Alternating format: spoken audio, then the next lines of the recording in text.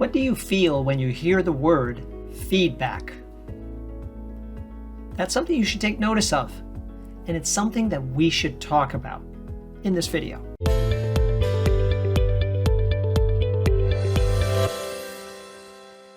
You've probably heard the phrase, feedback is the breakfast of champions.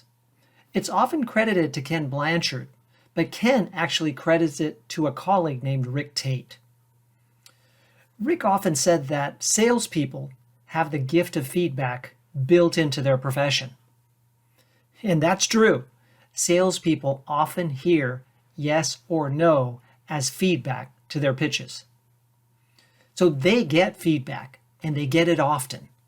And by processing that feedback and making changes based on it, they can continue to get better and better and better at what they do.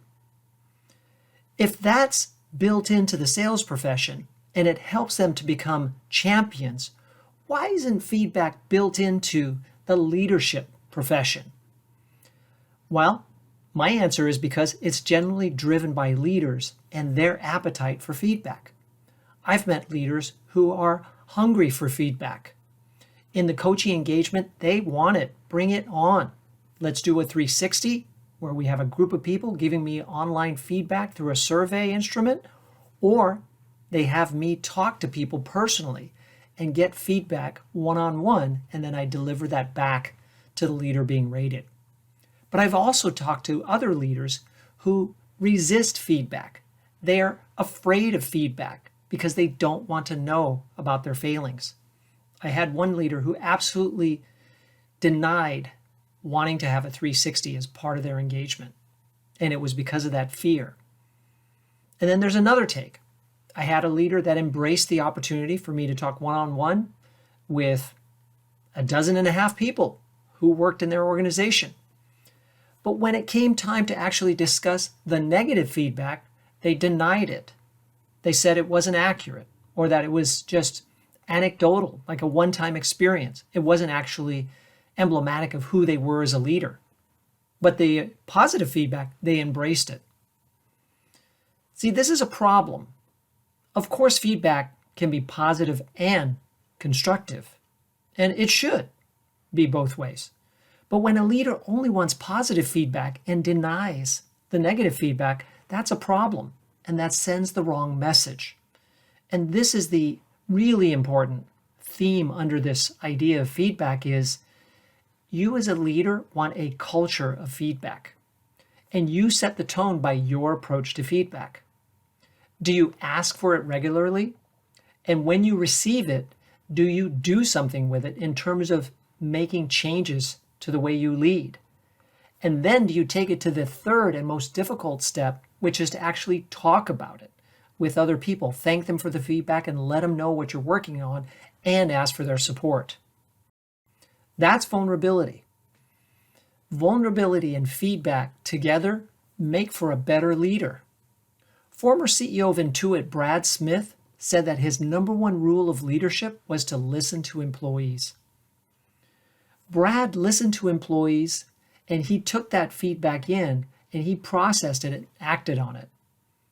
In one story I heard, he communicated with his people what he was working on. And they encouraged him to continue working on it because they said, Brad, you're right. You can do better in that area. What a great example of heads-up leadership and responding to feedback and appreciating it. Feedback truly is a gift, but it shouldn't only be a gift that you receive when you're in a coaching engagement. I recall one time I did a 360 on a leader. They received the feedback, they were gracious about it, they appreciated the debrief, but I wasn't coaching them, so I left them with the results and moved on. The organization believed in annual feedback mechanisms, so I came back and surveyed the leader once more a year later. The same person. Surprisingly, the information was almost identical. They hadn't changed in the eyes of their reviewers 1 year later. They were mortified by the results because it showed in stark detail that they had not changed a bit in a year. I guess you could say it's good that they didn't get worse, but there were clearly opportunities for improvement that they failed to embrace.